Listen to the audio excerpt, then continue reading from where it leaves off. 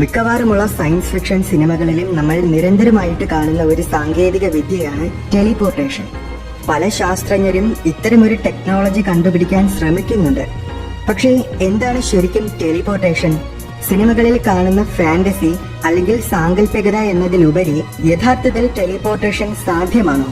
നമുക്ക് നോക്കാം.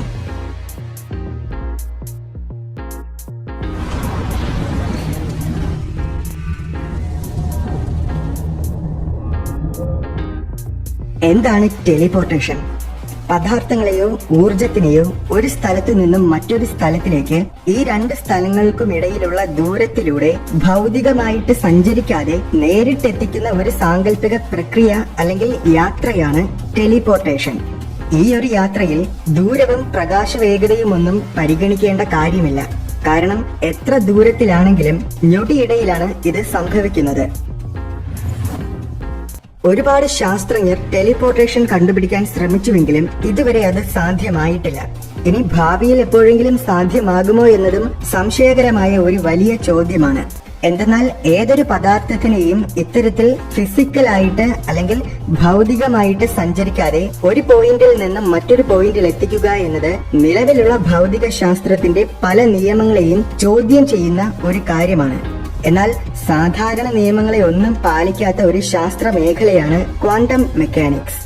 സാധാരണ ഫിസിക്സിൽ സാധ്യമാകാത്ത പല കാര്യങ്ങളും ക്വാണ്ടം ഫിസിക്സിൽ സാധ്യമാണ്, ടെലിപോർട്ടേഷൻ ഉൾപ്പെടെ. Albert Einstein spooky action at A distance അഥവാ ഭൂതത്തിന്റെ പണി എന്ന് വിശേഷിപ്പിച്ച ക്വാണ്ടം എൻറ്റാങ്കിൾമെന്റ് എന്ന പ്രക്രിയയിലൂടെയാണ് ഇത് സാധ്യമാകുന്നത്. ക്വാണ്ടം എൻറ്റാങ്കിൾമെന്റ് ഒരു വിചിത്രമായ പ്രതിഭാസമാണ്. രണ്ട് എൻറ്റാങ്കിൾഡ് പാർട്ടിക്കിൾസിനെ, അതായത് പരസ്പരം ബന്ധപ്പെട്ട് നിൽക്കുന്ന രണ്ട് പദാർത്ഥങ്ങളെ പിരിച്ച് ഒരുപാട് അകലെ കൊണ്ടുവച്ചു എന്ന് കരുതുക. ഇവ തമ്മിലുള്ള അകലം എത്ര വേണമെങ്കിലും ആയിരിക്കാം. 100 മീറ്റർ ആയിരിക്കാം, 100 പ്രകാശവർഷവും ആയിരിക്കാം. എത്ര ദൂരത്തിലായിരുന്നാലും ഒരു പദാർത്ഥത്തിൽ നമ്മൾ എന്തെങ്കിലും മാറ്റം വരുത്തിയാൽ അതേ സമയം തന്നെ മറ്റേ പദാർത്ഥവും മാറും.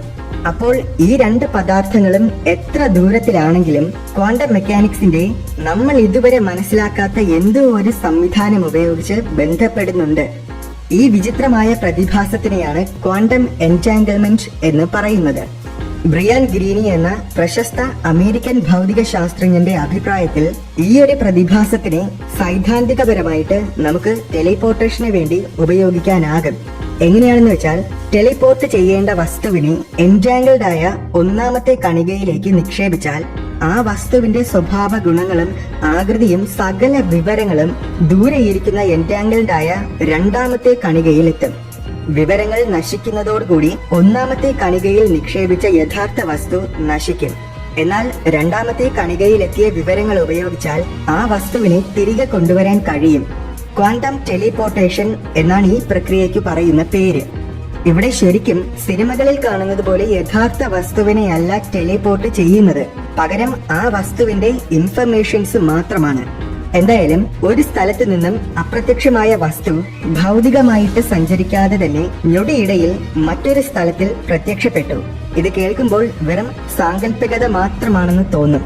പക്ഷേ ഒരൊറ്റ കണികയെ ഇങ്ങനെ ടെലിപോർട്ട് ചെയ്യാൻ കഴിയുമെന്ന് പല പരീക്ഷണങ്ങളിലൂടെയും ശാസ്ത്രജ്ഞർ മുൻപേ തന്നെ തെളിയിച്ച കാര്യമാണ്. എന്നാൽ ഒരു കണികയെ ടെലിപോർട്ട് ചെയ്യുന്നത് പോലെയല്ല ഒരു വസ്തുവിനെ ടെലിപോർട്ട് ചെയ്യുന്നത്.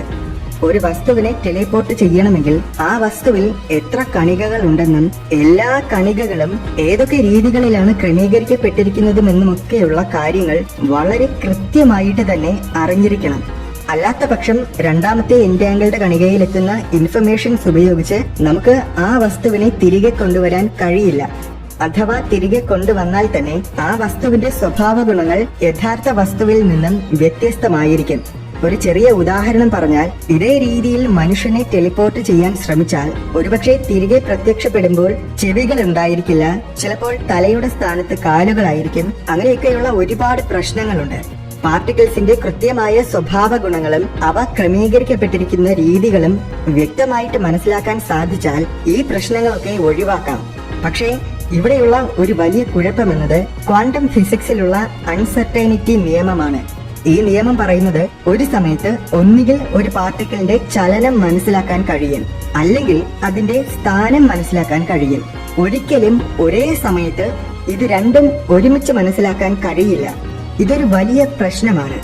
മറ്റൊരു കാര്യമെന്നത് കണികകളുടെ എണ്ണവും ഓരോ കണികയും ക്രമീകരിക്കപ്പെട്ടിരിക്കുന്ന രീതികളും വളരെ കൃത്യമായിട്ട് മനസ്സിലാക്കാൻ കഴിഞ്ഞാൽ തന്നെ ഇത്രയും കണികകളെ ഒരുമിച്ച് ചേർക്കാനുള്ള ഒരു സാങ്കേതിക വിദ്യയും നമുക്കില്ല. ഇന്ന് വലിയ രീതിയിൽ പഠനങ്ങളും പരീക്ഷണങ്ങളുമൊക്കെ നടത്തുന്ന ഒരു മേഖലയാണ് ക്വാണ്ടം ഫിസിക്സ്. ഇന്നത്തെ പല ഇലക്ട്രോണിക് ഉപകരണങ്ങളും നിർമ്മിച്ചിരിക്കുന്നത് ക്വാണ്ടം മെക്കാനിക്സിന്റെ അടിസ്ഥാനത്തിലാണ്. ഉദാഹരണത്തിന് ട്രാൻസിസ്റ്ററുകൾ, laser, MRI machine, electron microscope, അങ്ങനെ ഒരുപാട് ഉപകരണങ്ങൾ. ക്വാണ്ടം ഫിസിക്സിന്റെ മറ്റൊരു ലക്ഷ്യമെന്നത് ക്വാണ്ടം കമ്പ്യൂട്ടിംഗ് ആണ്. ക്വാണ്ടം എൻറ്റാങ്കിൾമെന്റും ക്വാണ്ടം ടെലിപോർട്ടേഷനുമൊക്കെയാണ് ക്വാണ്ടം കമ്പ്യൂട്ടിംഗിന്റെ ചില അടിസ്ഥാന ഘടകങ്ങൾ. സാധാരണ കമ്പ്യൂട്ടറുകൾക്ക് ചെയ്യാൻ കഴിയാത്ത പല സങ്കീർണമായ പ്രവർത്തനങ്ങളും വളരെ വേഗതയിൽ തന്നെ ക്വാണ്ടം കമ്പ്യൂട്ടറുകൾക്ക് ചെയ്യാൻ കഴിയും. സാധാരണ കമ്പ്യൂട്ടർ 1000 വർഷങ്ങൾ കൊണ്ട് ചെയ്യുന്ന ഒരു കാര്യം ക്വാണ്ടം കമ്പ്യൂട്ടറിന് ഏതാനും മിനിറ്റുകൾ കൊണ്ട് തന്നെ ചെയ്യാൻ കഴിയും. പക്ഷേ ക്വാണ്ടം കമ്പ്യൂട്ടിങ്ങിന് ഇന്ന് ഒരുപാട് പരിമിതികളുണ്ട്. ക്വാണ്ടം ടെലിപോർട്ടേഷന്റെ മറ്റൊരു പ്രയോജനം എന്നത് സുരക്ഷിതമായ കമ്മ്യൂണിക്കേഷനാണ്. അതായത് ക്വാണ്ടം എൻറ്റാങ്കിൾഡ് പദാർത്ഥങ്ങളിലൂടെ ആശയവിനിമയം നടത്തിയാൽ ആർക്കും അത് ഹാക്ക് ചെയ്യാൻ കഴിയില്ല. കാരണം ക്വാണ്ടം എൻറ്റാങ്കിൾഡ് കണികകൾ സൂപ്പർ പൊസിഷൻ എന്നൊരു പ്രത്യേക അവസ്ഥയിലായിരിക്കും.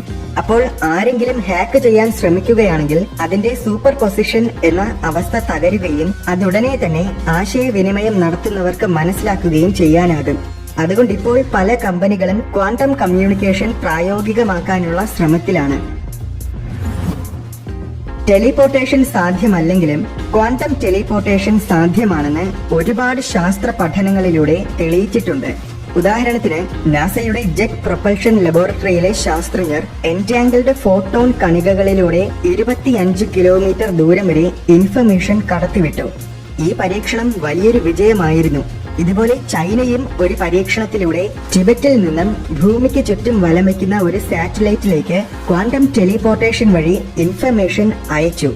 ഏകദേശം 1400 കിലോമീറ്റർ ദൂരമുണ്ടായിരുന്നു ഈ ആശയവിനിമയത്തിന്. ഇത്തരം പരീക്ഷണങ്ങളിലൂടെ ക്വാണ്ടം എൻറ്റാങ്കിൾമെന്റിനെ കുറിച്ച് കൂടുതൽ മനസ്സിലാക്കിയാൽ മാത്രമേ ഇനി ടെലിപോർട്ടേഷന്റെ സാധ്യതകളെ കുറിച്ച് വ്യക്തമായിട്ട് മനസ്സിലാക്കാൻ കഴിയൂ.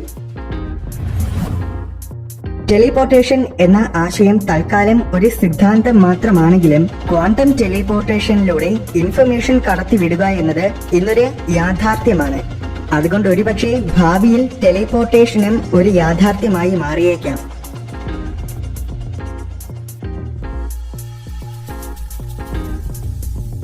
വീഡിയോ ഇഷ്ടമായെങ്കിൽ ലൈക്ക് ചെയ്യണമെന്നും ഇതുപോലെ വിനോദവും വിജ്ഞാനവും നിറഞ്ഞ കൂടുതൽ വീഡിയോസ് കാണാനായിട്ട് ഈ ചാനൽ സബ്സ്ക്രൈബ് ചെയ്യണമെന്നും ഓർമ്മിപ്പിക്കുന്നു.